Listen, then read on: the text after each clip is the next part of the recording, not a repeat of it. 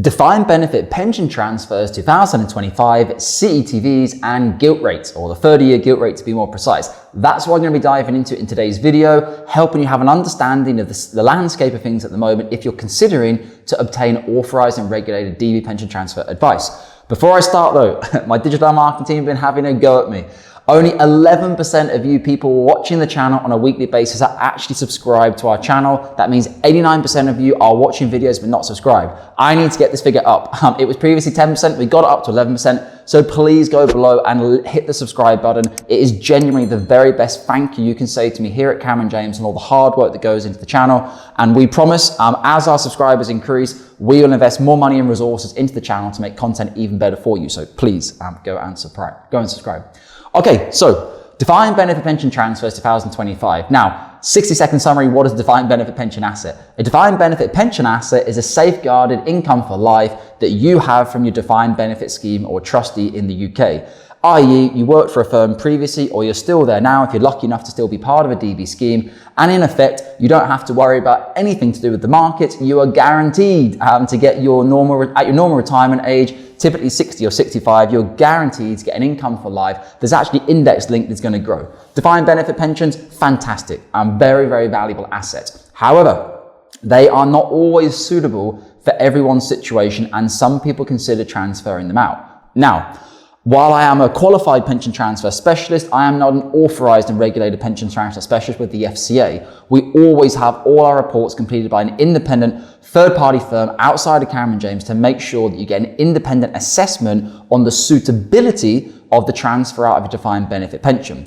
Here at Cameron James, we advise on the investments, the platform, your advice, we do all your cash flow planning, but the actual suitability of the transfer is always done by the pension transfer specialist. Now, if we look in 2025, you may have been doing your research, you may have been tracking your CETV over the course of time. I'm going to quickly go over to Market Watch, which my smart team will share on the screen now, and we can have a look. I'm using the 30-year gilt rate here from Market Watch in the UK. I like using Market Watch, but you can use any website as long as the data is there. You can see here, of all time, of the 30-year gilt rate, starting from 2007, the gilt rate was around 4%, just over 4%. Over the course of that time, obviously we had 2008, 2009. Since that and the financial crisis, the gilt rate came down for many reasons, which I'm not going to go into the economics of that. But generally speaking, when we go through periods like that, you will see things like the gilt rate come down. Now, as we entered again, 2018, 2019, the gilt rate was already low. It was around 1.7% in 2018. Fast track to March 2020, we all know what happened. The world stopped. COVID. I remember I was in India on holiday. I almost had to cancel my holiday because obviously all clients were losing it. What is going on in the financial markets? So in 2020, the UK government, as per many governments, had to make the decision, we need to stimulate the economy through what is a black swan event, which effectively was COVID-19. Well, I refer to it as a black swan event for myself. They effectively wanted to stimulate the economy and they brought interest rates down even further, which obviously had a knock-on effect upon gilt rates. So you could refer to that between 2020 and 2022, there was an absolute anomaly in terms of the rates that were being offered on the 30-year gilt rate, going as low as 0.625 around at that time. Now, over that period, how gilt rates are connected to CETVs, they use it when they're doing the calculation at your defined benefit pension schemes to say how much cash do we need to offer this person in order to be able to match in terms of the benefits of their scheme. And at that point in time, it was the sweet spot. As you can see from my screen, if I zoom it down to the last 3 years, you can actually see that the interest rate has the 30-year gilt rate has increased over that point in time. So in the past 3 years, it's gone from roughly 2% up to its current standing at around 5.1% as of today's filming.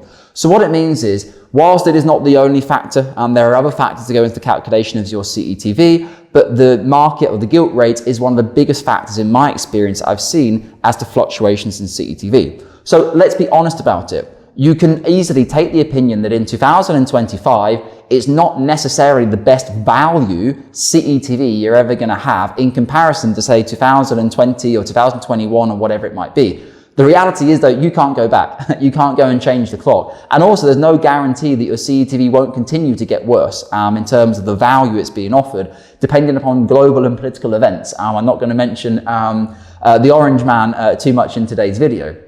Now, what I always say to all clients, and any good regulated authorized pension transfer specialist will also tell you, typically speaking, is you should not be basing a decision purely upon your CETV. Now, I know that you clients try to, and I know that you try to time things and you try to get the best CETV. In all of my experience, you should be making or obtaining authorized advice on your DB pension scheme when you're not sure or you're considering to transfer out and you want to know your options, but you should not be basing it on the CETV alone. You cannot control the CETV. The pension transfer specialist cannot control the CETV. But what you can tell them is your situation. Why do you want to transfer your DB, and what cannot you achieve? What can't you achieve, I should say, inside your defined benefit scheme that you could in, for example, a SIPP in the UK. A lot of clients will discuss topics like flexibility. Okay, say they have a £500,000 CETV and the scheme is offering them whatever. Let's pick a figure, £30,000 or £20,000, whatever it might be per annum. A lot of clients like, that's brilliant, but I have a different plan. Later in life, I plan to spend less money. In the first 5 to 10 years of my retirement, I want to spend more money. I want to get the conservatory done, whatever it might be. These can just be soft facts and information.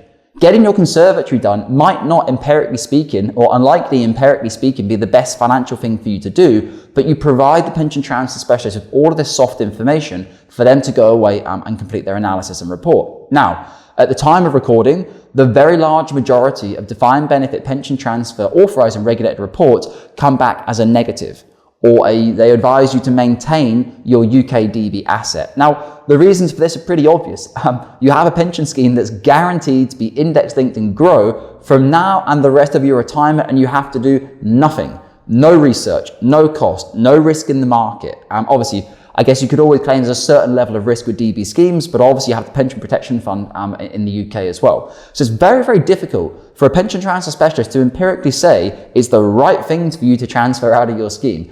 Generally speaking, this seems to happen in very esoteric situations or in unfortunate situations where a client maybe has ill health or whatever it might be, and obviously they're thinking they're not going to get great value from their defined benefit scheme over the course of time, even once you factor in the 50% that goes to spouse and possibly 25% that can go to children, typically speaking, if they're still in full-time education.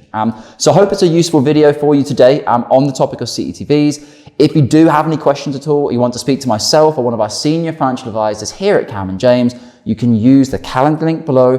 Get yourself booked in a day and a time which is suitable for you, and please remember, no advice is being provided at this early stage. We are simply gathering the information about your defined benefit scheme and advising you what the cost would be if you want to obtain authorised and regulated advice.